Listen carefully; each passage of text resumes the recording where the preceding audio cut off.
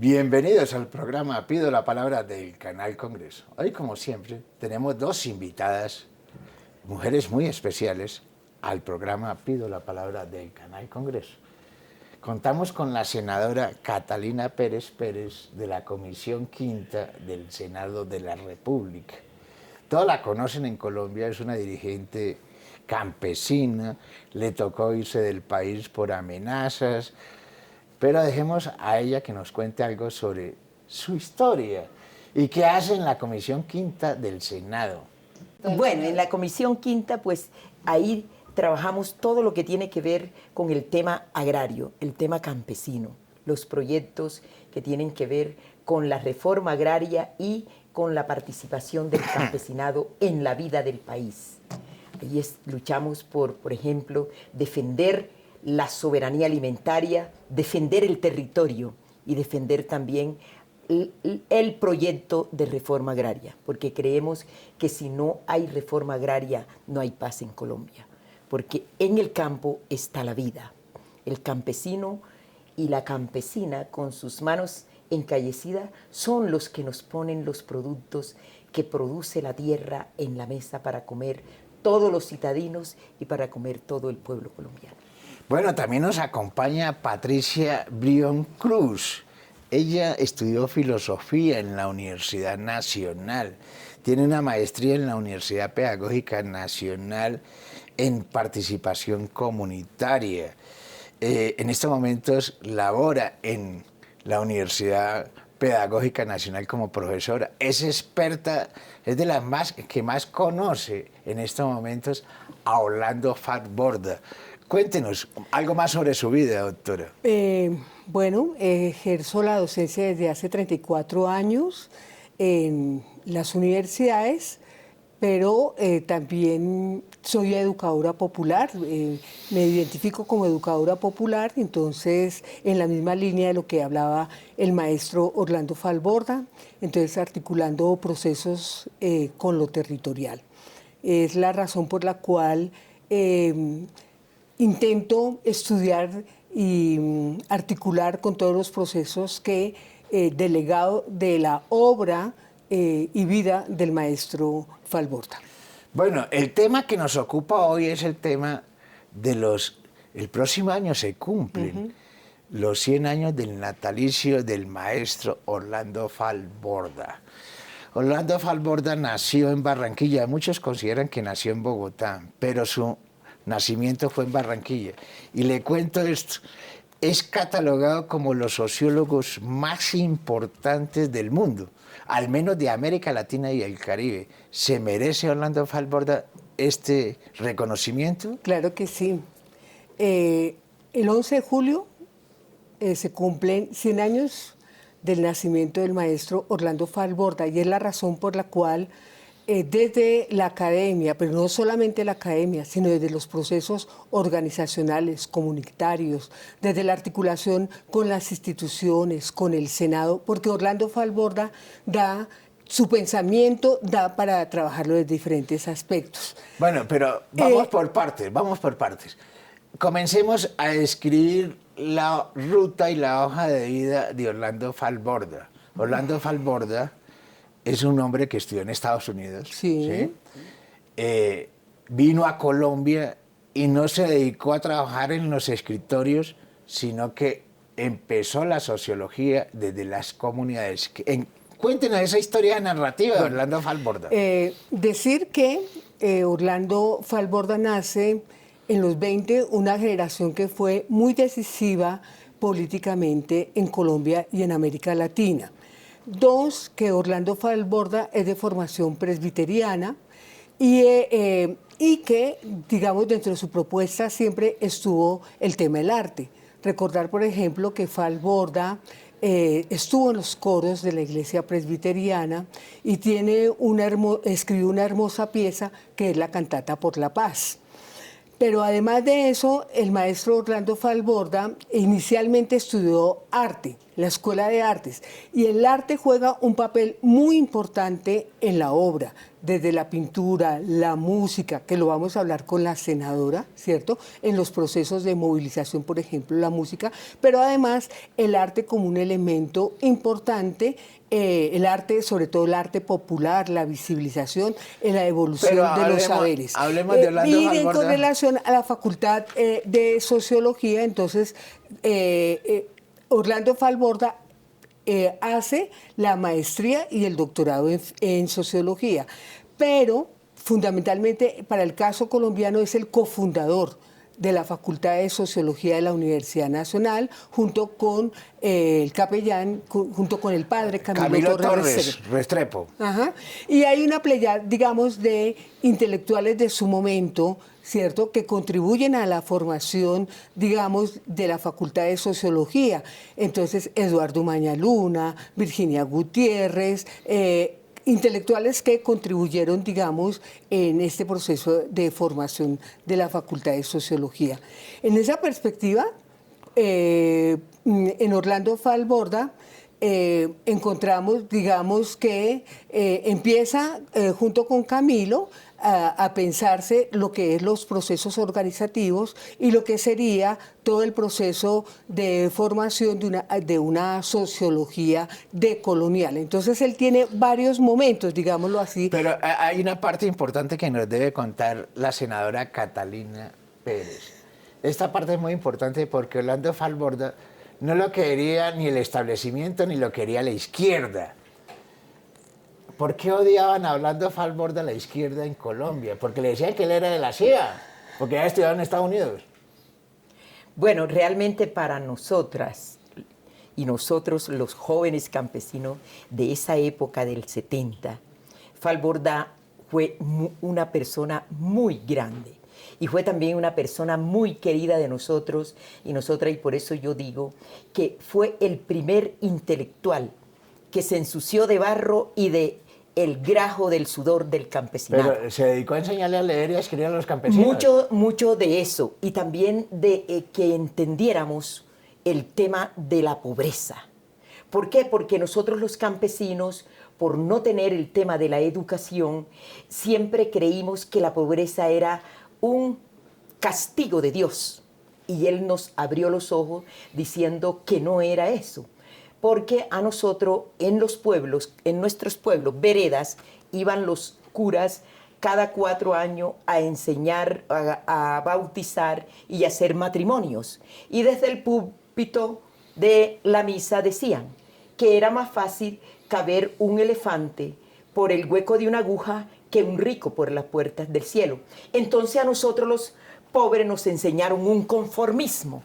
Entonces por eso nosotros quisimos mucho a Falborda y le dijimos el maestro, porque nos enseñó... ¿En qué parte estuvo usted con Falborda? En la primerítica vez que lo conocí en la toma de tierra de la finca La Antioqueña contra el terrateniente Chepe Posada. Eso es en Córdoba, ¿no? Eso es en Córdoba, el municipio de Montería. La finca La Antioqueña fue de las luchas que hicimos los campesinos en un solo día, en un solo momento, el 21 de febrero, más de 1000 tomas de tierra. Dentro de ellos la finca La Antioqueña. Y él iba en su carro blanco. Pero, doctora, ¿me permite? Vamos a unos mensajes institucionales. Ya regresamos aquí en el programa Pido la Palabra del Canal Congreso.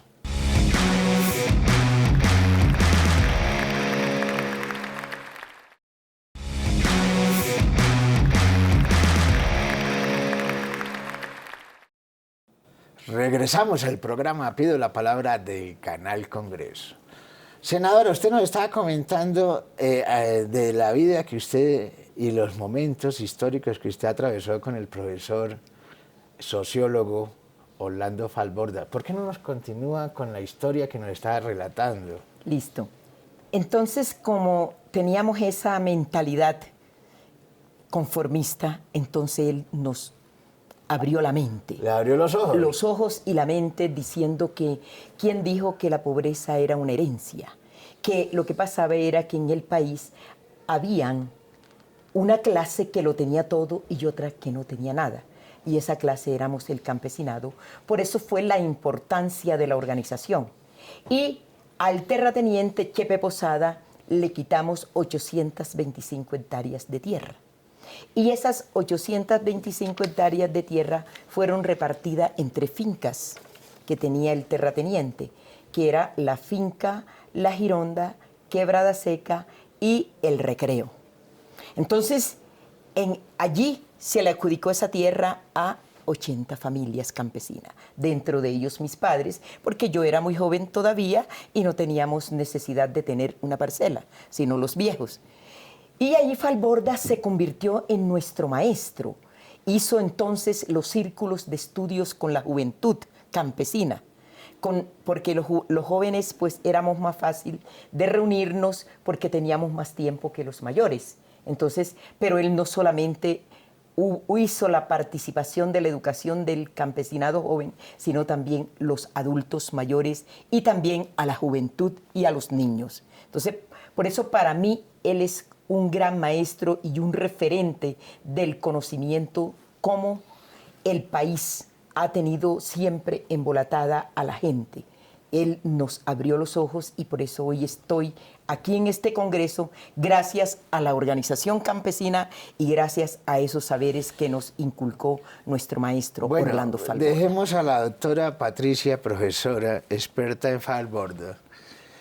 Falborda se comenzó a conocer en Colombia con el libro que publicó La Sociología en Colombia. No, Campesino de los Andes. Campesino de los Andes, hay dos obras, digamos, que son icónicas, él escribió muchísimo, pero hay dos obras que son referentes de la obra, que es Campesino de los Andes y el segundo, Historiador de la Costa, que son 4 tomos. Pero antes, digamos, de Campesino de los Andes, él ya había escrito otros textos con un interés fundamental que siempre fue el tema de lo campesino y el tema de la reforma agraria, la tierra como un elemento importantísimo. En esa perspectiva él escribió El hombre y la tierra en Boyacá, ¿cierto?, previo a Campesino de los Andes, cuando él entra a la Universidad Nacional, en ese momento se podía tener diferentes roles institucionalmente, entonces cuando fue el primer decano de la Facultad de Sociología, además de ser cofundador, fue el primer decano de la Facultad de Sociología de la Universidad Nacional. Él también tenía el rol de viceministro de Agricultura. Eso sirvió pues para articular todas esas acciones que él había desarrollado y todas esas reflexiones que había trabajado con el tema de lo agrario, con los procesos organizativos, pero además darle un lugar a la Universidad Nacional en la difusión del pensamiento, ¿no? Por eso Campesino de los Andes es parte Él de los vivió aquí textos. al norte de Bogotá, aquí en la frontera con Cundinamarca y en Boyacá. Sí, toda la región cundiboyacense.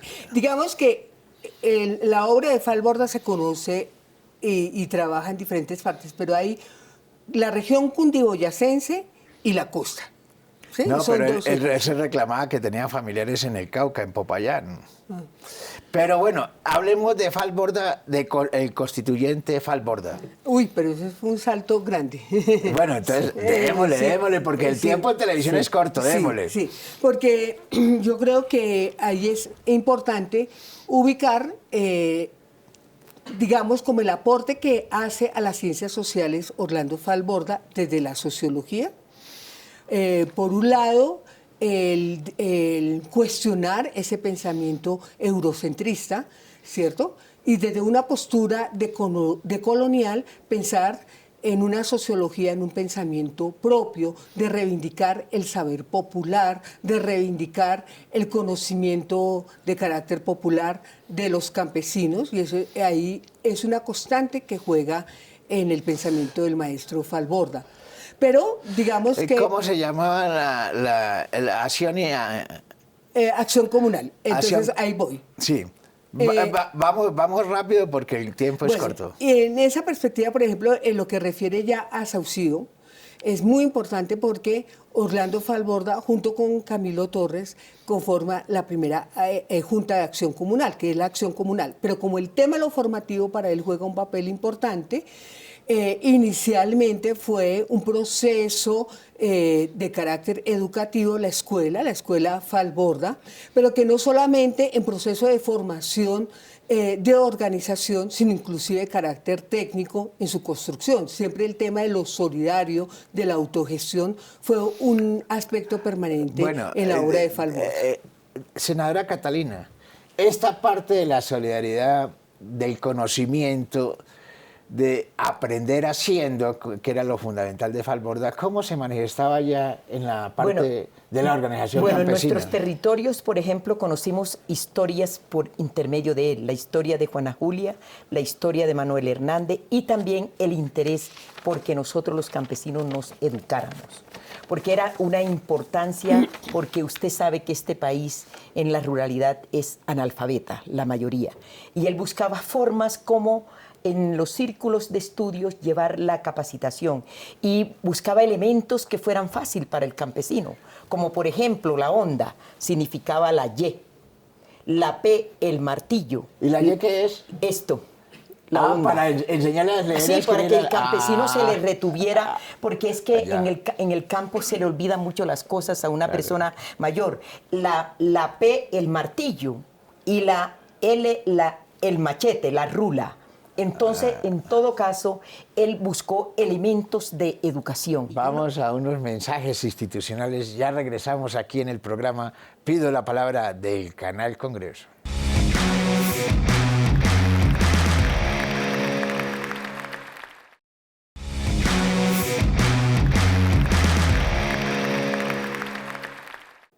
Regresamos al programa Pido la Palabra del Canal Congreso. Senadora, estábamos hablando de los baluartes. ¿En qué consiste esto, los baluartes? Bueno, la historia de los baluartes, lo que pasa es que Juana Julia hizo la lucha en el municipio también de San Bernardo del Viento, y ahí estaba un lugar que se llama Tinajones, y ella habló de los baluartes rojos. Entonces, Falborda, para tener en cuenta a Juana Julia como una mujer histórica de la lucha, entonces la finca La Gironda la puso Juana Julia y la finca Quebrada Seca El Boche y la finca El Recreo se llamó Urbano de Castro. Y allí nos habló de los baluartes. Y los baluartes era la organización de estos campesinos para trabajar en una forma colectiva, solidaria. Y también Falborda nos habló mucho del tema cultural, porque incluso hubo de la juventud un grupo de teatro que se llamó Tinajones, porque las reuniones campesinas eran acompañadas con el arte. Por eso él fue también muy amigo de Máximo Jiménez, mi compañero. ¿Por qué? Porque Máximo también tenía el tema de sus canciones, era la reforma agraria. Sí, la doctora Patricia ya nos había señalado que su formación artística de Orlando Falborda. ¿Qué más nos tiene que decir usted, profesora, sobre la formación y lo que él hizo en la Constituyente y además las comisiones de ordenamiento territorial en el Congreso? La ley de ordenamiento territorial municipal como la ley orgánica de ordenamiento territorial en Colombia se deben a Orlando Falborda.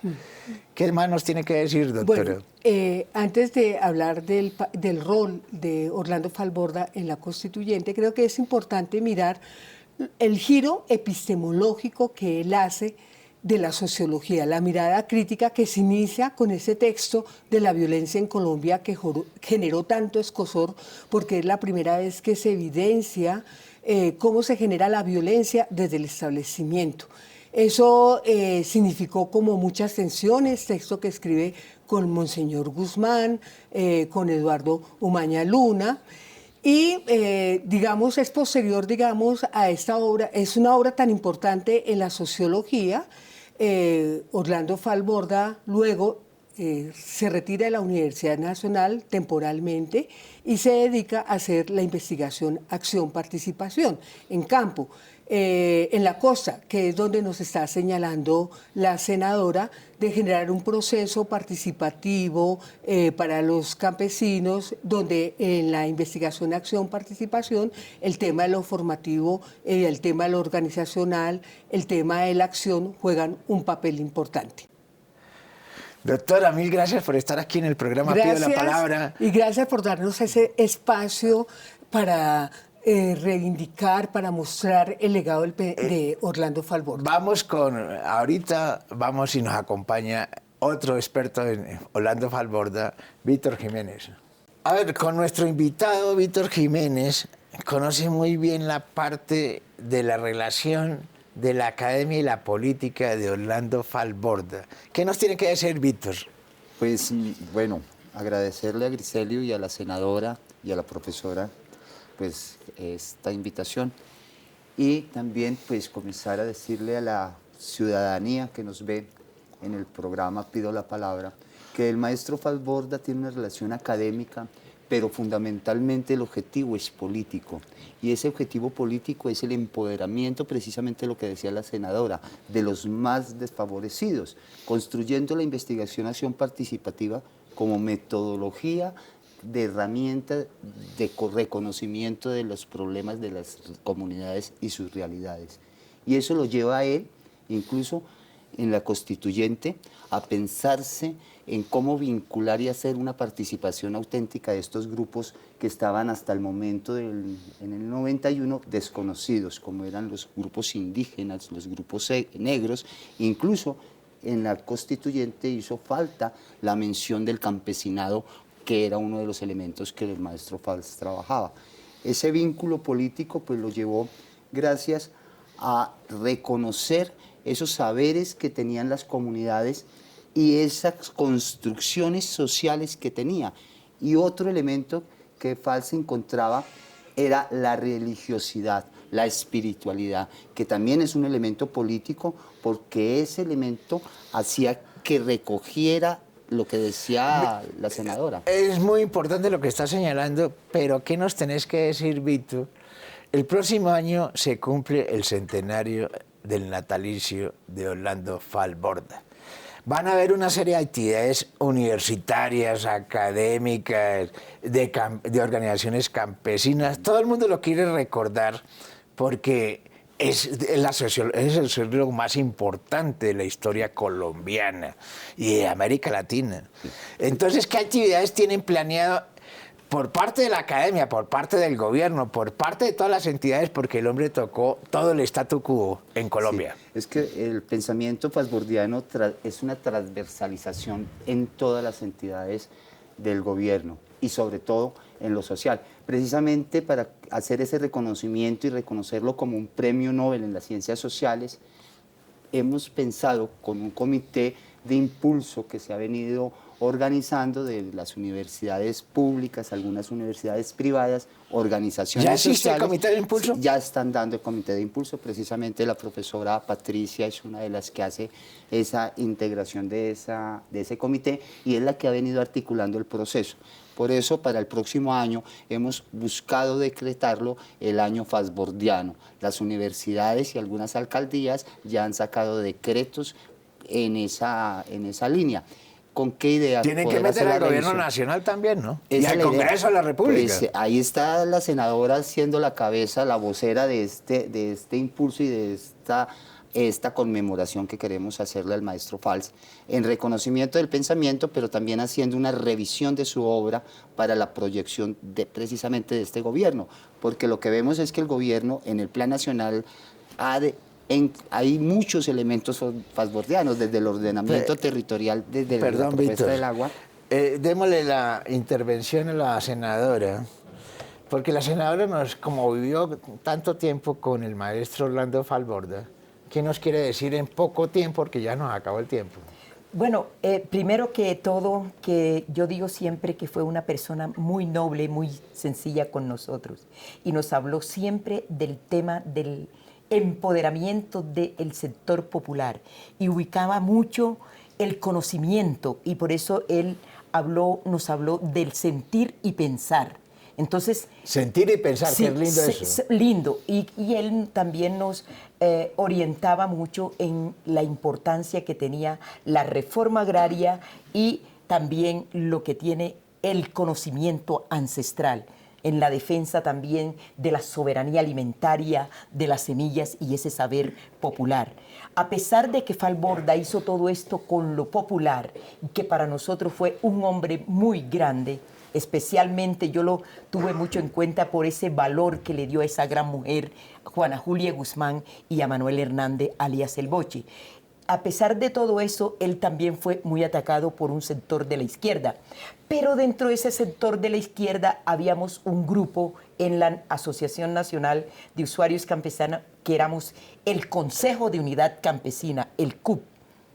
Era la sigla, y nosotros siempre estuvimos con él y lo apoyábamos. Y cuando íbamos con él a evento, los otros que no estaban de acuerdo con él decían abajo la perramenta de Falborda y abajo la CIA, porque lo catalogaban como de la CIA. Pero hay hombres muy grandes que también lo reconocieron y trabajaron con él, especialmente en el departamento de Córdoba, como fue David Sánchez Juliao, fue también Máximo Jiménez y Víctor Negrete. Bueno, se nos acabó el tiempo. Mil gracias por estar aquí en el programa Pido la Palabra del Canal Congreso. Mil gracias por esta entrevista y usted, como siempre, ese gran hombre que está haciendo conocer lo popular, el saber ancestral y la vida del campesinado y la importancia que tiene la reforma agraria. Mil gracias, Víctor, por estar aquí en el programa Pido la Palabra del Canal Congreso. Mil gracias a todos ustedes por estar aquí en el programa Pido la Palabra del Canal Congreso.